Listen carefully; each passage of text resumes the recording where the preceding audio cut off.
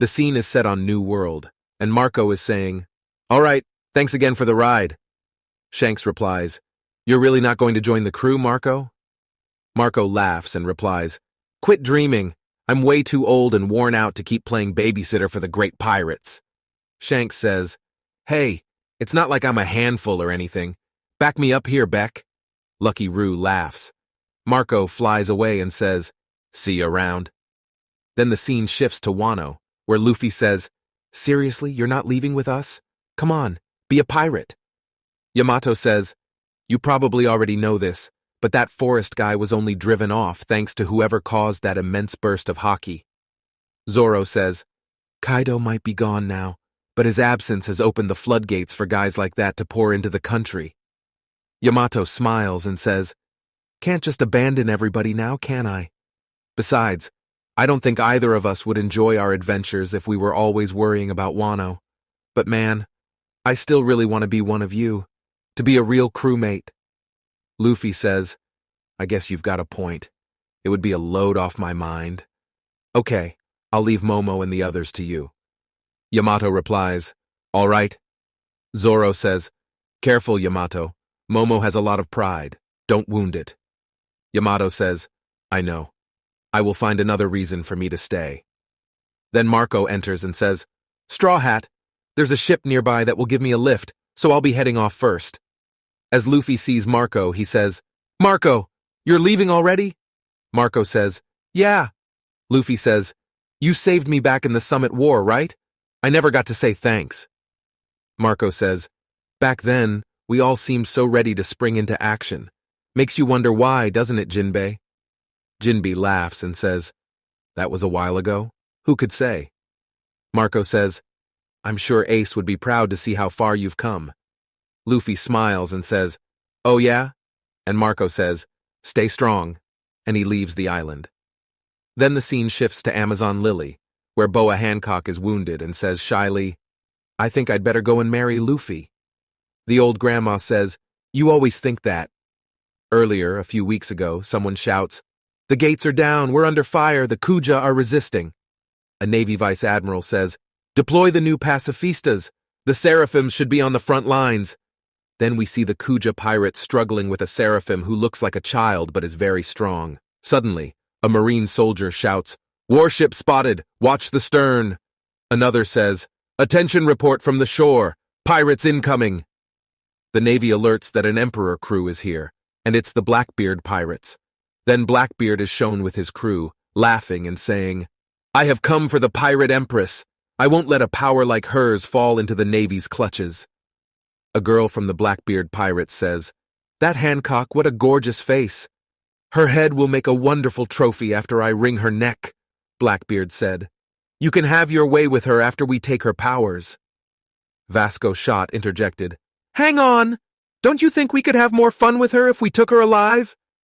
As Blackbeard catches sight of the Marines, he punches a crack in the air and snarls, "I'm not here for you fleas!" He bellows, "Get out here, Boa Hancock!" Kobe sprints into the main hall, panting, "Can't say I'm surprised. We expected other pirates of the former warlords." Addressing Hancock, he says, "The Navy isn't looking for a fight. If you surrender yourself to us, I promise we'll leave immediately." Another woman interjects, "Let me handle this, sister. This hero of theirs is surely conceited." Furious, Hancock retorts, "Don't waste your breath. I will never submit to another's captivity." She storms outside. Meanwhile, Teach's pirates are under attack by a small Seraphim.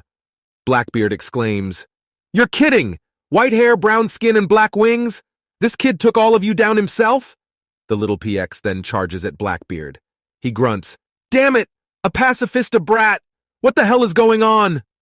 Struggling to fend off the attack, he finally unleashes his power, shouting, "Black hole!" The surrounding area is destroyed. The next scene shows Hancock, turning Navy soldiers into stone. Helmeppo and a vice admiral are also petrified. Kobe shouts to the pacifista, "Hey, pacifista, stop that! You'll smash the people who have been turned to stone! Stop right now, that's an order!" As Hancock readies her attack named Perfume, Blackbeard suddenly appears and snatches her by the neck, laughing. "I see they don't call you Empress for nothing.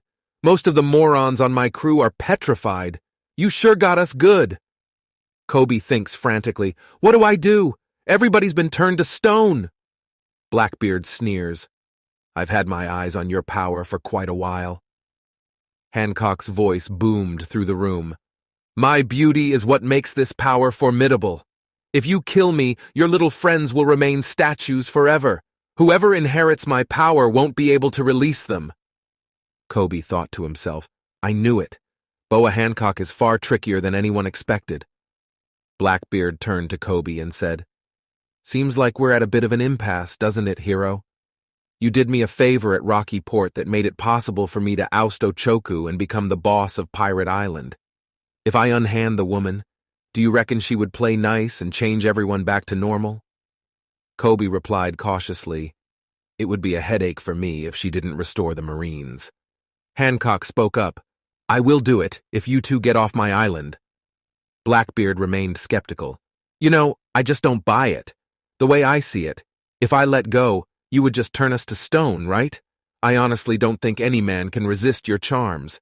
This is a real head-scratcher, but I guess I gotta kill you. Kobe shouted, Please wait!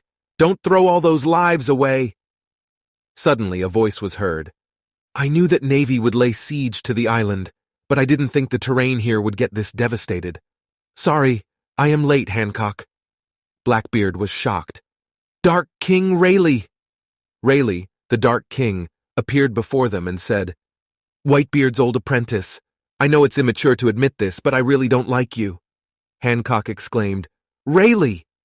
Kobe was also stunned. What? The Silver's Rayleigh? Even the Blackbeard pirates were shocked. Rayleigh took control. Hancock, release everybody that has been turned to stone. I will ensure this de-escalates without issue. Then the invaders will leave the island. I won't allow any funny business. The scene shifted to the present day.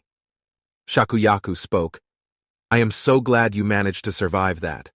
It's thanks to you, Rayleigh. Progress sometimes causes new problems. Even the cam belt isn't safe anymore, with Vegapunk's sea stone paddle ships out there. The old woman added, Between the Navy's new weapons and Blackbeard's arrival, I thought we were done for. Rayleigh explained, To be frank, we got lucky. Circumstances allowed me to resolve things with my reputation. I have gotten old. I'm pretty certain I wouldn't win a head-on fight against Blackbeard these days. Hancock looked confused and said, From the sounds of it, the Navy is looking to replace the 7 warlords with those new weapons. The other girl chimed in, Even after everything, those two didn't have a single scratch on them. It was bizarre. One of them looked just like Big Sis did when she was a kid. The scene shifted to the ship on the river, and someone said, Yes, we will be docking at Egghead Port soon. Regarding the kidnapping of Captain Kobe. News spread across the world. Captain Kobe, the hero of the Rocky Port incident, has been abducted by one of the 4 emperors, Blackbeard. His current status is unknown. And the chapter ends. I hope you enjoyed it. Please subscribe for more awesome videos and let me know which chapter or any other anime chapter you would like me to create a video on. Until then, take care and goodbye.